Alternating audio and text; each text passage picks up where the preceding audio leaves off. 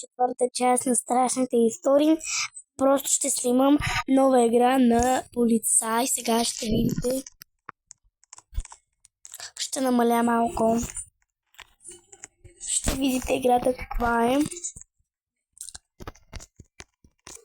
Чакайте малко.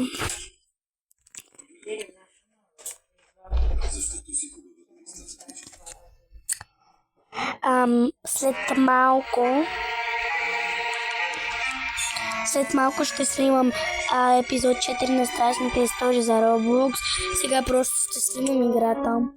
Полицай. Не знам, забравих как се казва тази игра на полицай. Затова просто ще видите как играя. Това е Kitty Cats. Напомня ми на името на Амелка Карамелка, приятелката и Кити. Отварям, влизам. Кеп, Пункинг. Добре. Това е малко по-лесничко от нормалната игра полицай. Просто реших тази да играя, защото за първи път играя. И реших да снимам. 25 минути. Да, точно така. И сега съм до полицая.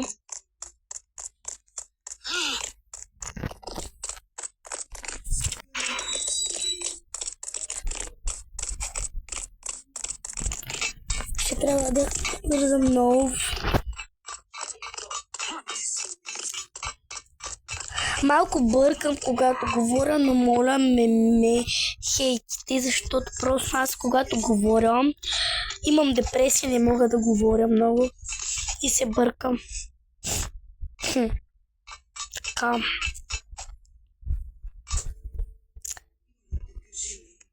Това момиче, как се казва? Х, не знам. Ама много бавно ходи, бяйте.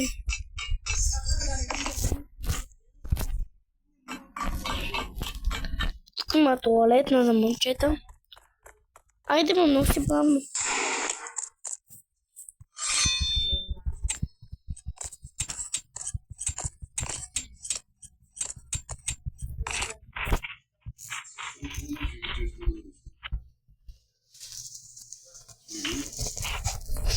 Така.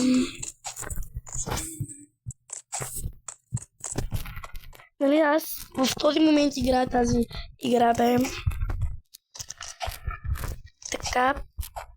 Сега стигнахме до моста.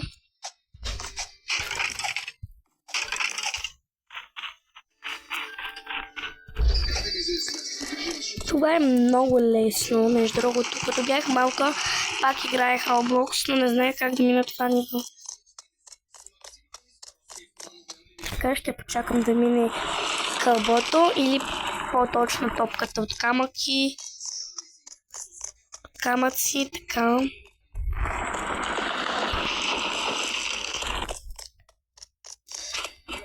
Сега пак ще имаме полицай отгоре, който ще бъде този. Обаче с розова фанела.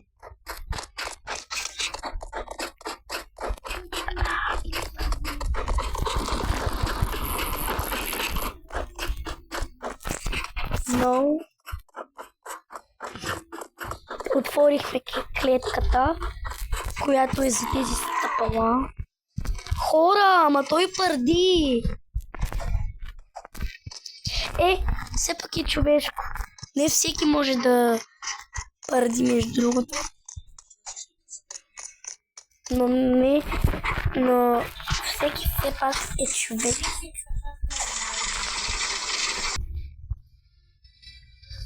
Между другото, тази ми е много любимата и сладка. Тази също е сладка. Ама тази според мен е много сладка. Много е сладка.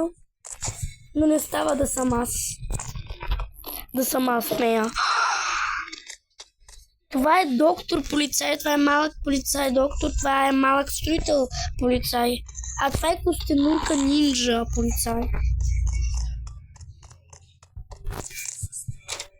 Трябва да пием енерджи.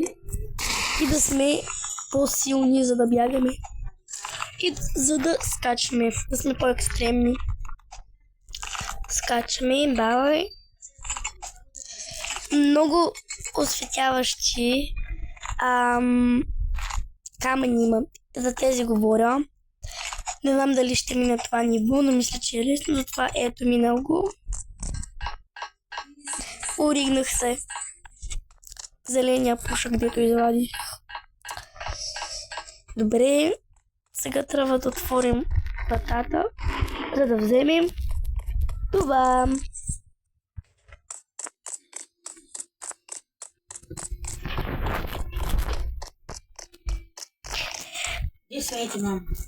Чакай, сега идвам.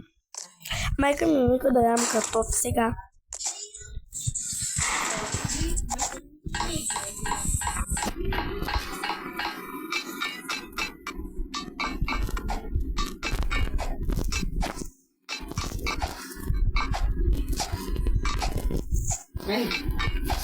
Добре, идвам. Само да се кача тук и ще видите после другата част. Добре, хора, сега още малко пауза.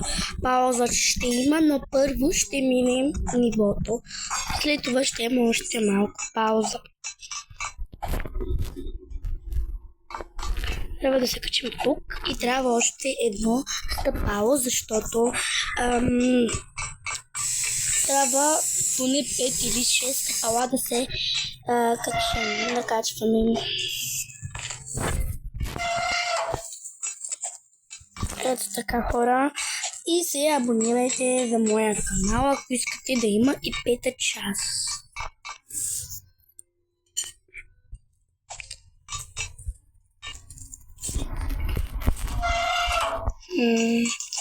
Странно име има тая.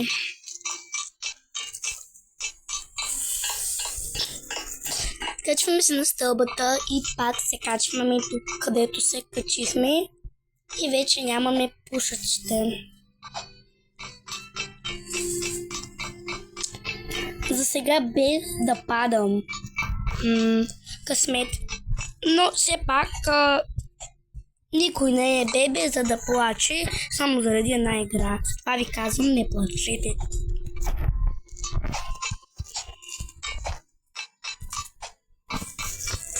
Някакси тази игра е по-лесна, мисля. Не знам дали това ще го мина, но дано. Абе хора, какво става? Това е много лесно.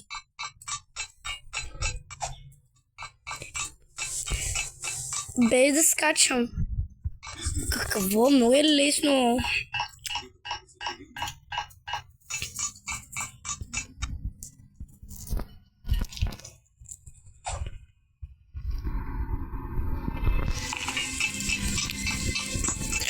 И между другото, докато не го минем, няма да спря видеото. Това е от любимия ми герой. И това също. Това е от Майнкрафт. Това е много сладко. Защо го тлача преди?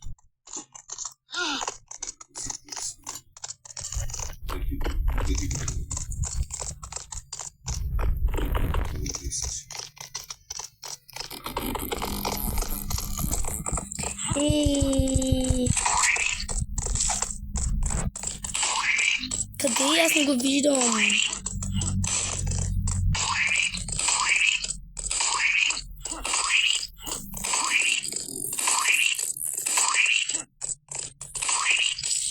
Ама той защо не умира?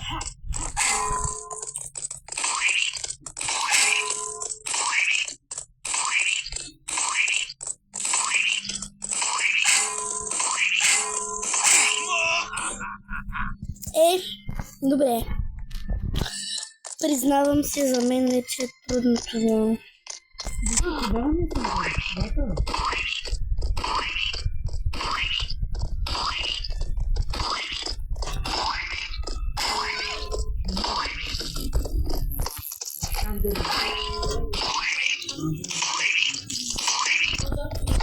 Да, още малко.